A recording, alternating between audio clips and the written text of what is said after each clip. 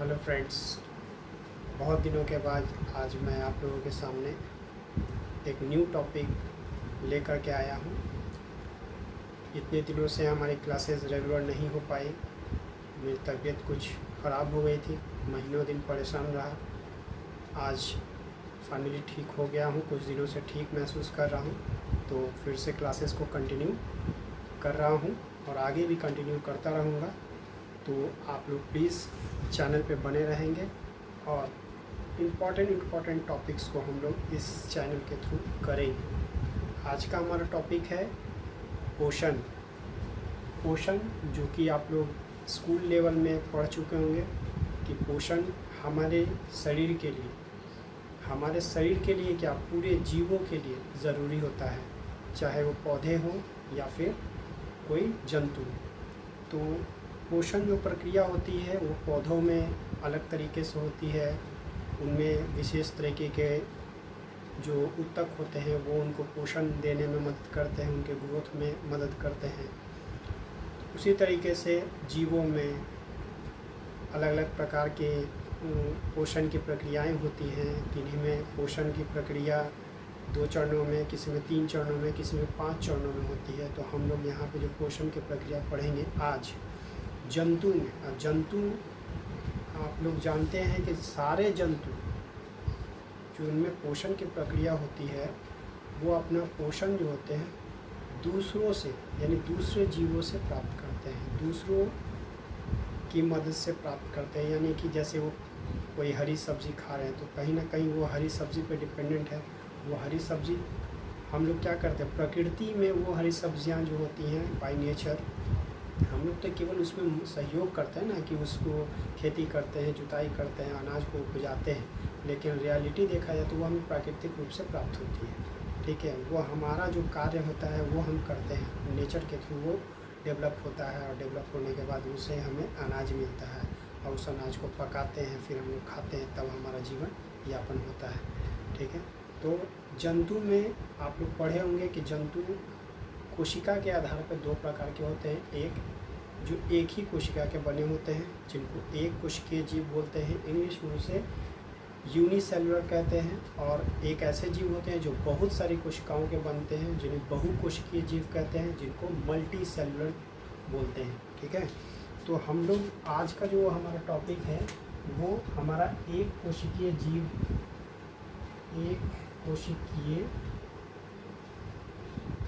जीव पर आधारित है।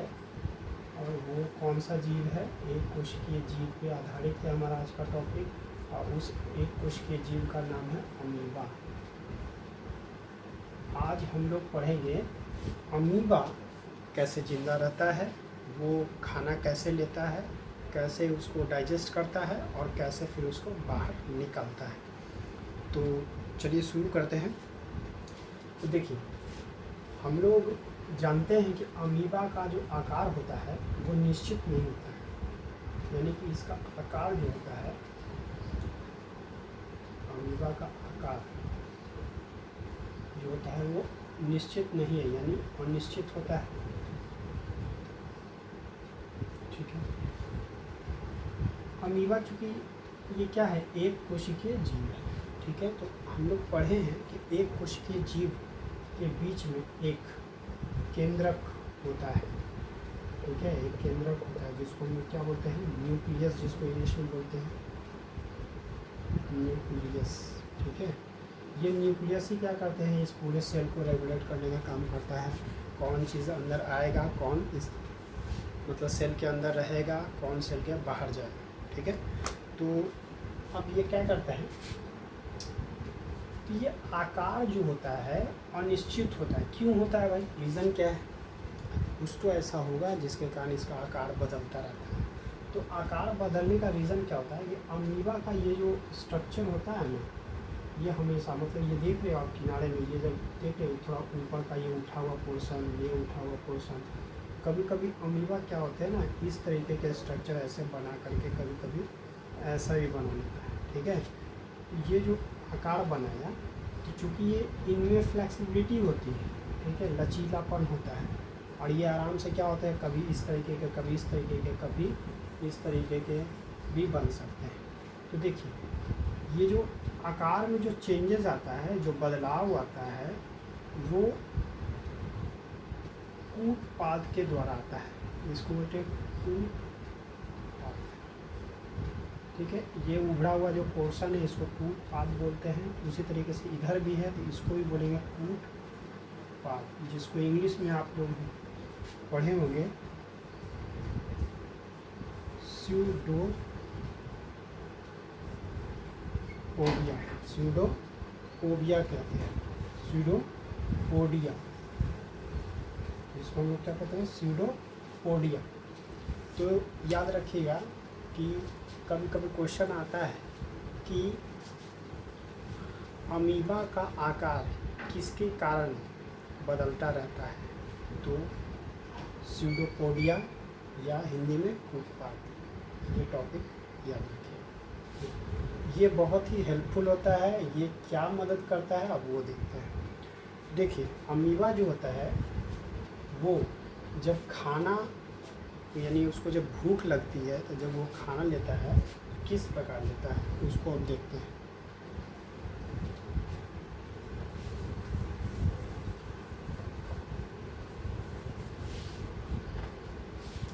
तो देखिए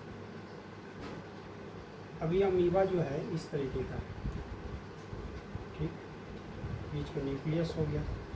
ठीक है, ये फिगर है अमीबा का।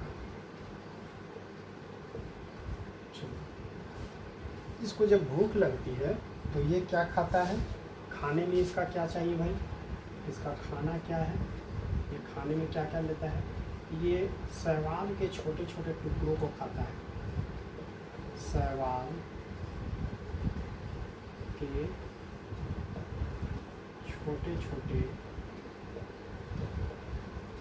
टुकड़े। दूसरा नंबर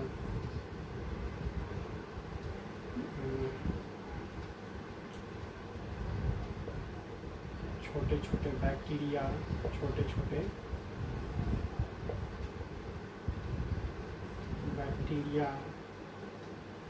ठीक है, थर्ड नंबर में छोटे छोटे बैक्टीरिया हो गए, कुछ डाई एटम होते हैं उनको भी ये खाता है। ठीक है, अन्य छोटे एक कोशिकीय जीव, एक कोशिकीय जीव। ठीक है, जिनको भी खाएगा इनसे छोटा रहेगा तभी उसको खा पाएगा, बड़ा रहेगा तो ये उसको नहीं ले पाएगा।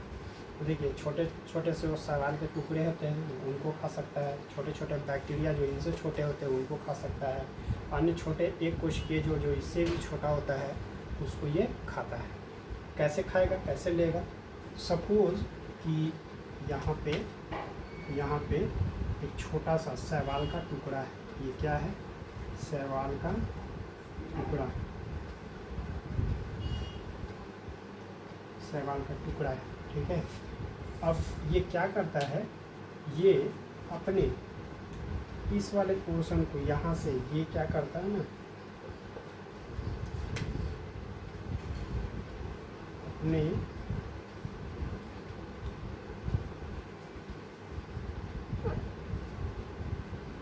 कूटपाद को, यानी कि स्यूडोपोडिया जो था उसको बनाता है दोनों साइड में। ठीक है, कूटपाद यानी स्यूडोपोडिया जो होता है उसको बनाता है, यानी इस खाने के चारों तरफ इसको लाता है, ला करके इसको पूरा ब्लॉक करता है। और ये क्या करेगा, इसको ले आएगा, ले करके पूरा इसको क्या करेगा, चारों तरफ से इसको ब्लॉक कर देगा, ये भी आपस में ब्लॉक कर जाएगा। ठीक है, इस तरीके से ये इसको अपने अंदर ले लेता है। खाना जो यहाँ पे पहुँच जाता है सेल के अंदर, यानी कि एक कोशिकीय जीव जो अमीबा है उसके अंदर आ गया, ये जो फॉर्म होता है, ये जो बनता है, इस चीज़ को हम लोग बोलते हैं भोजन रसधानी। भोजन रसधानी कहते हैं इसको। ठीक है, ये याद रखिएगा। खाना इसके बाहर था, जब ये अपने कूटपाद से क्या किया, उसको कवर कर लिया, कवर कर करके उसको अपने अंदर ले लिया, अंदर लेने के बाद ये जो भोजन था उसमें, चूँकि यहाँ पे कोशिका द्रव्य भरे होते हैं और कोशिका द्रव्य में जल की क्वांटिटी होती है, वाटर की क्वांटिटी होती है, वो भोजन के साथ मिक्स होकर के यहाँ पे भोजन रसधानी बनाता है। ठीक है, अब ये भोजन रसधानी क्या होता है, धीरे धीरे सेल के अंदर पचता है। इसको पचाते हैं कौन, अमीबा के अंदर कुछ एंजाइम्स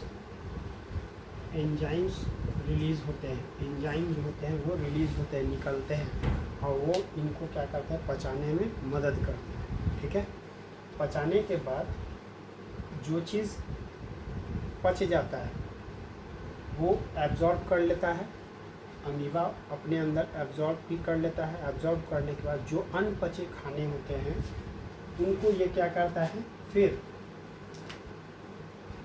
इसी मेथड के थ्रू बाहर भी निकालता है। कैसे निकालता है उसको भी दिखाते हैं।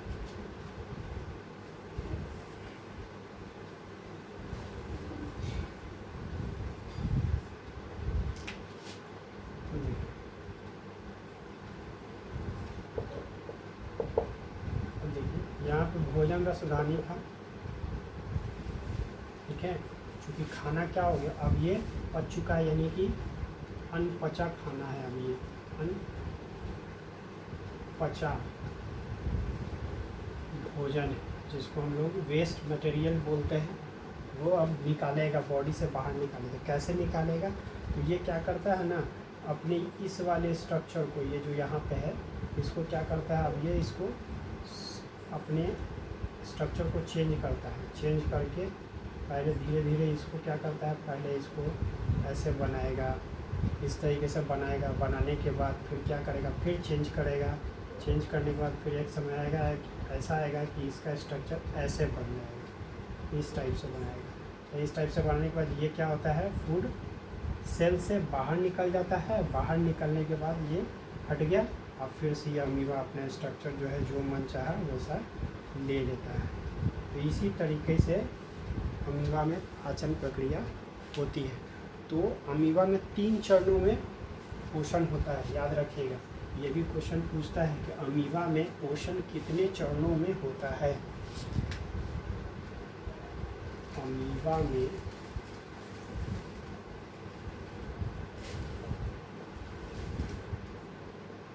पोषण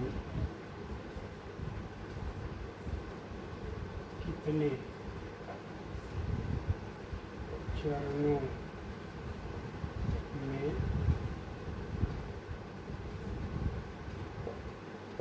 होता है, ये याद रखिएगा। 3, पहला अंतर्ग्रहण। अंतर्ग्रहण मतलब अंतर, यानी कि ग्रहण मतलब लेना, यानी कि शरीर के अंदर लेने की प्रक्रिया को अंतर्ग्रहण कहते हैं। यानी खाना जब वो अपने अंदर लेता है तो उसको अंतर्ग्रहण कहते हैं। दूसरा उसका फिर पाचन करता है, और तीसरा उसका बहिष्करण करता है, यानी शरीर से उसको बाहर भी निकालता है। तो ये 3 प्रक्रिया होती है अमीबा में। पोषण प्रक्रिया जो होती है अमीबा में 3 तरीके की होती है। कौन कौन, अंतर्ग्रहण, पाचन और बहिष्करण। ठीक है, चलिए, तो ये हो गया एक छोटा सा टॉपिक था अमीबा से रिलेटेड, कि अमीबा में कैसे पोषण होता है। कभी कभी क्वेश्चन इस टॉपिक से उठा के दे देता है कि एक कोशिकीय जीव अमीबा में जो पाचन प्रक्रिया होती है या पोषण प्रक्रिया होती है वो कितने चरणों में होती है, तो 3 चरणों में होती है। हम लोग मनुष्य में 5 चरणों में होती है। ठीक है, जीवों जो बड़े जीव होते हैं उनमें 5 चरणों में होती है। ठीक है, तो इतना तक हम लोग आज का टॉपिक यहीं तक करेंगे। नेक्स्ट क्लास में हम लोग एक नए टॉपिक के साथ आएंगे और उसको एक नए सिरे से अच्छे से पूरे डिटेल में अकॉर्डिंग टू एग्ज़ाम हम लोग पढ़ेंगे। ठीक है, आप लोग से रिक्वेस्ट है कि आप लोग अपना एक नोट्स बनाएं, एक कॉपी बनाइए जिसमें इन सारी चीज़ों को आप नोट डाउन कीजिए। क्लास अगर आपको समझ में नहीं आए तो दोबारा क्लास को देखिए, तीबारा दिखाइए। मतलब जब तक आपको क्लियर ना हो तब तक आप वीडियो को देखते रहें। कोई भी क्वेरी हो तो मुझे मैसेज कर सकते हैं, आप कमेंट बॉक्स में कमेंट कर सकते हैं। ठीक है, कोई भी ऐसा टॉपिक हो जिसको आप पढ़ने में इंटरेस्ट रखते हो, अगर आपको वो टॉपिक क्लियर नहीं है तो आप मुझे बताएं, मैं आपको आपके लिए वो टॉपिक तैयार करूँगा। तैयार करने के बाद फिर आपके लिए वो वीडियो बनाऊँगा। तो आई होप आपको ये चीज़ें समझ में आई होंगी। तो नेक्स्ट क्लास में मिलते हैं एक नए टॉपिक के साथ। Thank you, bye bye.